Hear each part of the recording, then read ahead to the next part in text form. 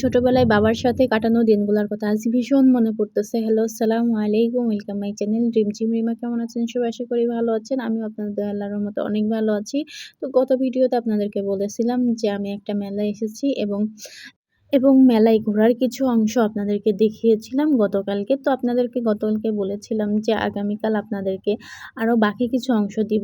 তো বন্ধুরা, এখন আপনারা সার্কাসগুলো এবং বাকি অংশগুলা দেখতে থাকেন। তো আজকে আপনাদের সাথে আমি কিছু কথা শেয়ার করতে চাচ্ছি। সেটা হচ্ছে যে আমাদের প্রেমের কিছু কথা।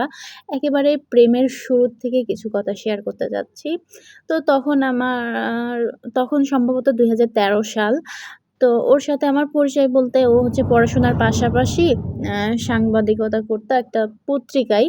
তো সাংবাদিকতা করলে কি দেখা যায় কি যে কোনো একটা অনুষ্ঠান হলে সেখানে যাওয়া লাগে ওদের। ঠিক আছে? অনুষ্ঠান বলতে যেমন ১৭ই মার্চ, ১৬ই ডিসেম্বর, ২১শে ফেব্রুয়ারি যে হচ্ছে আমাদের আন্তর্জাতিক যেই দিবসগুলা আছে। তো ওখানে তো ওরা গেলে আর ওদের যাওয়ার উদ্দেশ্য হচ্ছে যে কোনো স্কুল থেকে স্যার প্লাস ছাত্রছাত্রী আসবে, সেখানে কিছু অনুষ্ঠান হবে। তাই সেজন্য ওরা যেত। আর আমাদের স্কুলে যেহেতু অনুষ্ঠান হতো আমি তো কোনোদিনও মিস করতাম না। ঠিক আছে? ক্লাসও তো মিস করতাম না, আর অনুষ্ঠানগুলোও মিস করতাম না। আর স্যাররা বকা দিত মিস করলে। তো যাই হোক, আমি হচ্ছে যে র্যালিতে অংশগ্রহণ করতাম, প্লাস হচ্ছে যে অনুষ্ঠানগুলোতে অংশগ্রহণ করতাম। তো ওইভাবে ওর সাথে আমার দেখা। তো দেখা ২০১৩ সালে, কিন্তু তখন আমাদের ভিতরে কোনো কথা হতো না। ঠিক আছে? ১৩ সাল থেকে ১৪ সাল পর্যন্ত টানা একটা বছর শুধু চোখে আমাদের কথা হতো। চোখে কথা হতো বলতে কি দেখা হতো, সে আমাকে দেখতো, আমি তাকে দেখতাম। এই পর্যন্তই সীমাবদ্ধতা ছিল। মানে কিন্তু কেউ কোনোদিন কারো সাথে কথা বলার সাহসটা করিনি, হ্যাঁ? আমি চাইতাম হয়তো কথা বলি, কিংবা সে চাইতো, কিন্তু কখনো কথাটা আরকি ওইভাবে বলা হয়নি। তো যাই হোক, এইভাবে ভালোই দিন যাচ্ছিল। আর কি একটা বিষয় জানেন? সেটা হচ্ছে যে আমি বের হলেই আমি হচ্ছে শুধু অনুষ্ঠান বলে না, যেকোনো সময় মনে করেন যে মাঝেমধ্যে স্কুল ছুটি হলে বের হচ্ছি, কিংবা টিফিনের সময় বের হচ্ছি। কিভাবে যেন তার সাথে আমার দেখা হয়ে যেত। আমার হাসব্যান্ডের সাথে দেখা হয়ে যেত। আর ওর সাথে দেখা হলেই একটা ভালো লাগা কাজ করত। ঠিক আছে? মানে আ জানি না ওর ভিতরে কেমন হতো। কিন্তু আমি যদি তাকে দেখতাম, তারপরে মনে করেন যে কিছুক্ষণ তাকে দেখতামই, ওখানে দাঁড়িয়ে দেখতাম যে সে কি করতেছে। আর সেও মনে হয় কি আমাকে দেখতই। আমি যখনই তাকাতাম না, তখন মনে হতো যে সেও আমাকে দেখতেছে। সেও কিন্তু আমার দিকে দেখত। চলুন একটা নাচ দেখা যাক এই পর্যায়ে। কার ফাইটিং হয়েছিল?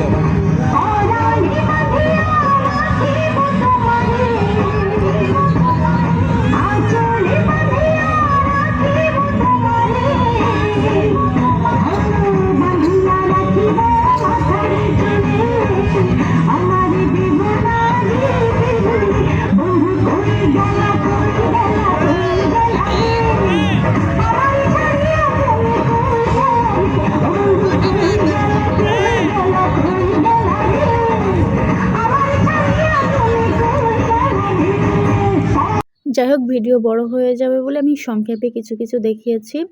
তো যাই হোক, চলেন আমরা যেখানে ছিলাম আবার সেখানে ব্যাক করি।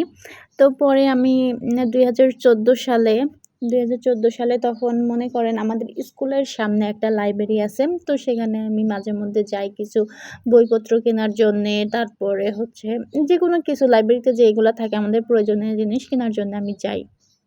তো সেখানে একদিন গেছি, সেখানে দেখতেছি কি আমার হাসব্যান্ড, তখন তো আমার হাসব্যান্ড ছিল না। তখন ওই যে অচেনা একটা পুরুষ, হ্যাঁ? তো সে হচ্ছে ওখানে দাঁড়িয়ে আছে এবং তার সাথে তার একটা ফ্রেন্ড আছে। তো সেদিন আমি জানি না সে এই জিনিসটা করে ফেলবে হঠাৎ করেই। কিন্তু আমি মনে চাইতাম, হয়তো সেও মনে চাইতো আমার সাথে কনট্যাক্ট করার জন্য। তো সে হচ্ছে যে সে তো সাহস পায়নি। তার একটা ফ্রেন্ড ছিল, যেই ফ্রেন্ডটা ছিল। তো এদের ফ্রেন্ডগুলা নিয়েও, হ্যাঁ, অনেক মজার কাহিনী আছে আমার সাথে। ইনশাআল্লাহ সেইগুলা আপনাদের সাথে আমি আগামী ভিডিওতে শেয়ার করব। তো যাই হোক, তারা কি করেছে, তার আমার হাসব্যান্ডের নাম্বারটা সেটা হচ্ছে যে একটা কাগজে লিখেছে। লেখার পরে টাকা রিসার্চ করার জন্য আমরা কাগজে যেভাবে নাম্বার লিখি, নাম্বার লেখার পরে টাকাটা উল্লেখ করে দিই, সেইভাবে ওরা নাম্বারটা লিখেছে। লাইব্রেরিতে কিন্তু টাকাও রিসার্চ করা হতো। তো যাই হোক, সেইভাবে নাম্বারটা লিখে ওরা হচ্ছে যে নিচে ফেলে দিয়েছে। মানে আমাকে দেখিয়ে নিচে ফেলে দিয়েছে।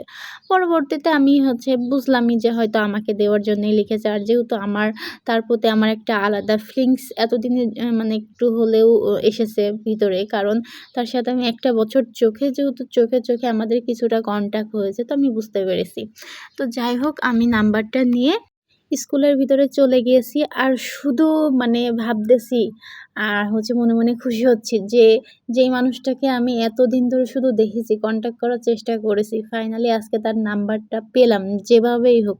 হ্যাঁ, আমি অনেক খুশি ছিলাম। তো যাই হোক, পরে আমি কি করলাম সেটা দেখার জন্য অবশ্যই আগামী ভিডিওর জন্য অপেক্ষা করতে হবে। আগামী ভিডিওটা দেখতে হবে, তাহলে দেখতে পারবেন। তো সবাই ভালো থাকবেন। আজকের মতো এই পর্যন্তই। আল্লাহ হাফেজ।